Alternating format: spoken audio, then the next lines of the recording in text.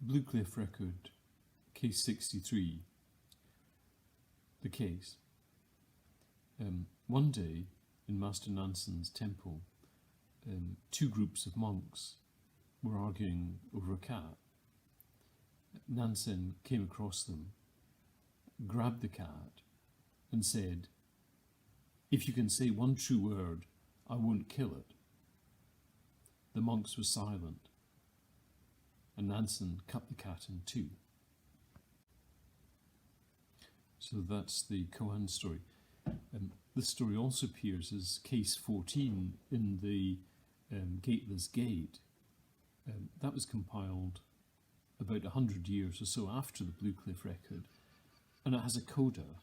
And in that coda, Master Joshu, who's Nansen's successor, has been away somewhere else whilst this incident happened, and Master Nansen is relating the incident to him later, and Nansen says something like, "What would you have said?" And Joshu, without saying anything, takes off his sandals, puts them on his head and walks out, and Nansen approvingly says, "If you'd have been there, the cat would have been saved." Dogen comments extensively on this koan in the Zumonki, where he imagines himself both in the position of Nansen and in the position of the monks. So in the position of Nansen, he would actually sharpen the monks' dilemma by saying to them, "Whether or not you can say a true word, I will cut the cat." But then, the teaching purpose having been served, he would simply have let the cat go.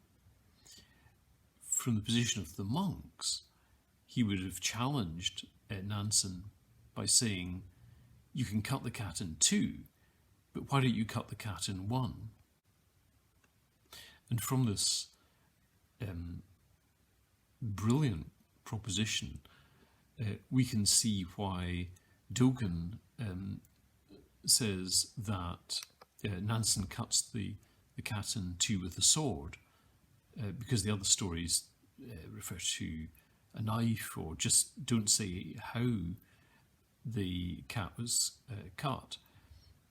But so far as a sword is concerned, the only person in the monastery who is likely to have a sword is Manjusri, the Bodhisattva of wisdom, whose statue we usually find on the altar.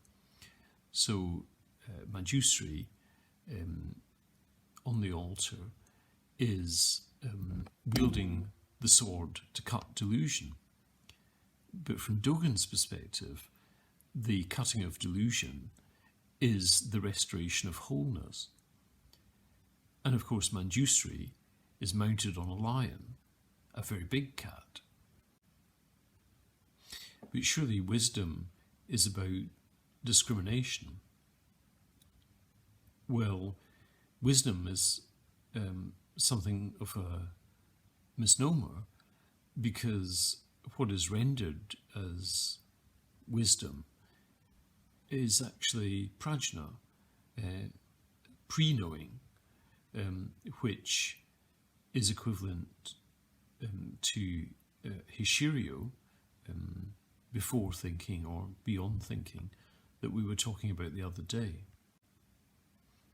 So the point that Dogen is making is that, as it were, by making the cat an object, both the monks and arguably Nansen have already cut the cat in two, because they've created the cat as an object of thought and discrimination in the world, and the restoration of the wholeness of prajna